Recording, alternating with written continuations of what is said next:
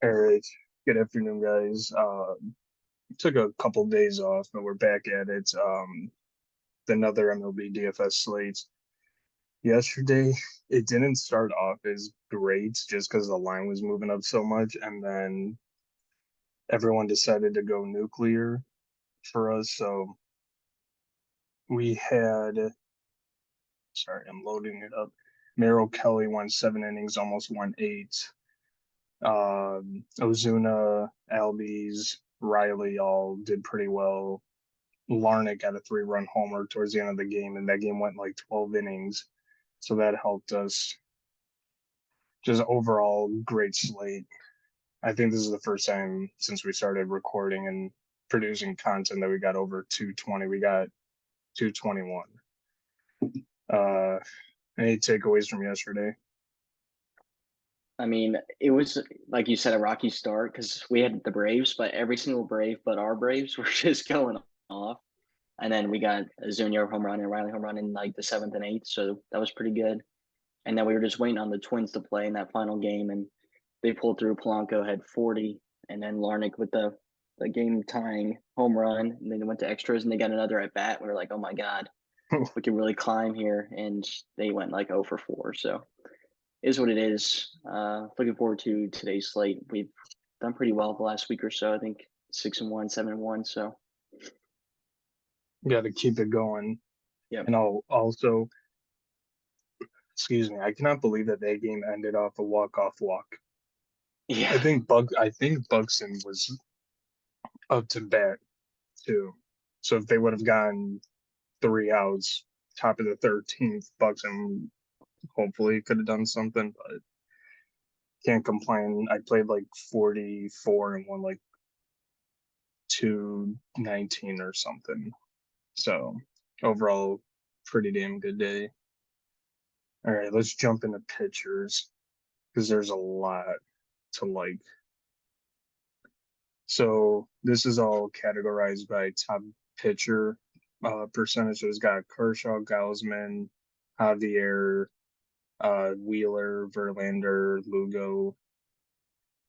If I'm being honest, the top six here are like the only people that you should consider. But what are you thinking?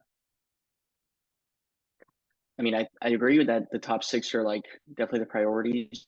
As you can see, like the top pitching percentage is pretty slim, all between like 6 and 7% for all those guys. And I guess if you want to go off the board a little bit, maybe Montgomery, lefty against Milwaukee.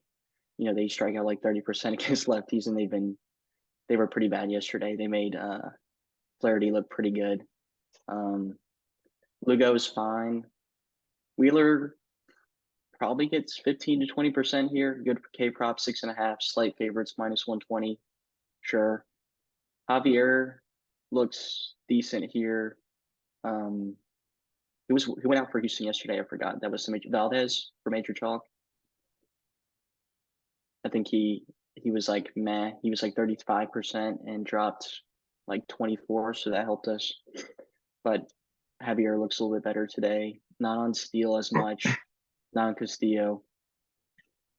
Verlander, nah. Gaussman probably looks the best, to be honest. Yankees lineup doesn't really scare me all that much, besides Judge, of course, and Rizzo, who's been pretty hot, but he's got a good K prop here. So probably if I had to rank him, Gaussman, Javier, Kershaw, Wheeler, Montgomery, Lugo. Yeah, I agree with all that. Kershaw at 11 for the most expensive pitcher projected for 7, Gausman projected for 9.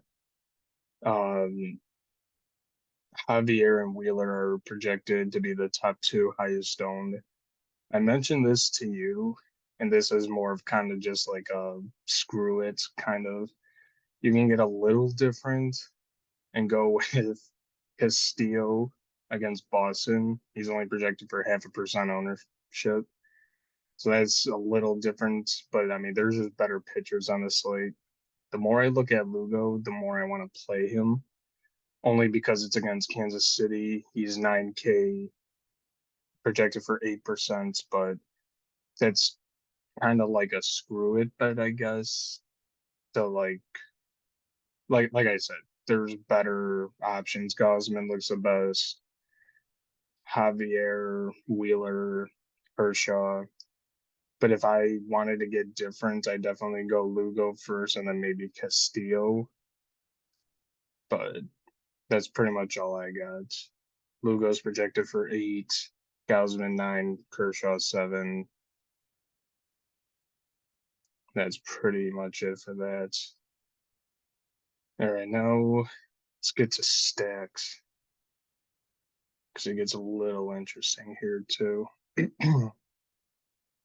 So, to no surprise, Coors, the top 2 teams playing at Coors. Then you got Seattle, Arizona, Atlanta. Excuse me. This gets a little interesting because there are definitely a couple sets that you could play that are a little bit different, but what catches your eye besides Coors? Because I think I already have a feeling we're gonna play some Cincy bets, which it makes sense, but Yeah, I'm on Cincy a little bit here. And there's one reason in particular, Matt McLean, pretty good prospect coming up. He's 2K flat, playing shortstop. He just seems like a lock type of play. Like even if he gets you zero, he just opens up your lineup so much more. And I don't really see much way around him, especially at that position. Shortstop isn't like first base or outfield where you have to prioritize like a pretty good bat. mhm. So I like since he been maybe like 1 through 3.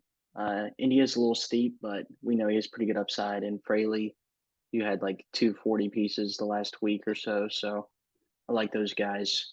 Seattle looks pretty good here again. I'm scared that they might get a lot more traction from what they did yesterday. But they project well on Ballpark Pal too, projected for about 6 runs. So I like them. Atlanta's fine again, not as high of a priority as yesterday with them throwing out a bunch of lefties yesterday, but now they got Dunning, who's a righty. Um, Padres, sure. And then you can always play against Oakland with the D backs, but those are more like secondary stacks for me. Yeah, there's a couple options that aren't getting as much love right now that kind of interest me to get a little different. San Diego against Brady Singer, okay. Um, Texas against Schuster, he hasn't been that great, and he's a young guy. Can definitely take advantage of like Simeon and a couple other bats, but I mean that's not a huge priority. Um, Atlanta Dunning was supposed to be like the future of the White Sox, and we traded him away. He's good, but he's still got some growing to do. Arizona looks good here against Oakland. Seattle, obviously, projected for 6 runs. Other than that, really nothing else stands out. I mean, I guess if you want to get a little different, Cleveland against the White Sox with Lance Lynn pitching, you can definitely get a couple cheap bats from there. That's pretty much it. I mean, kind of leaving out the cores part, but I mean, I think almost everyone's going to have some sort of core stack. So kind of just talking about secondaries. Yeah, it is interesting to see though that the ownership isn't over 15% for either of those teams. It's more on Seattle. So that's what scared me away from Seattle a little bit. But like I said, projecting well on both sides here. So it's kind of hard to get away from all of the pieces there. Hmm. Um, you want to do home run calls first or line of general? Let's do home run calls. All right, lead us in. So I'm going to go back to my guy, Free Money Freddie. He's going to go yard for sure. Julio Rodriguez for my second pick. And then Adolis Garcia. Not bad. I'm gonna go with your boy Jonathan India. I'm gonna go Mike Trout, and then I'm gonna go Chaz McCormick. I almost went Bregman, but Bregman hit a home run yesterday, so he's not gonna hit one out for like at least like 2 weeks. Yeah, that is for sure. So I think this is day 4 of using this. The new lineup generator Castic. So we're doing Fanduel. What stack? Go 4-3-1. And then see what contrarian spits out. You want to lock anybody or just Throw in let's see where Gausman leaves us.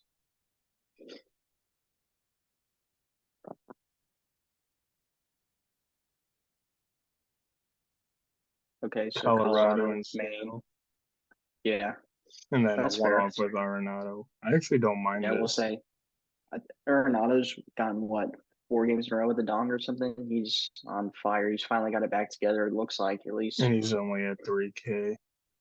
So yeah, this is a lineup that we're just gonna throw into whatever it is, the 25K to first or whatever they do today.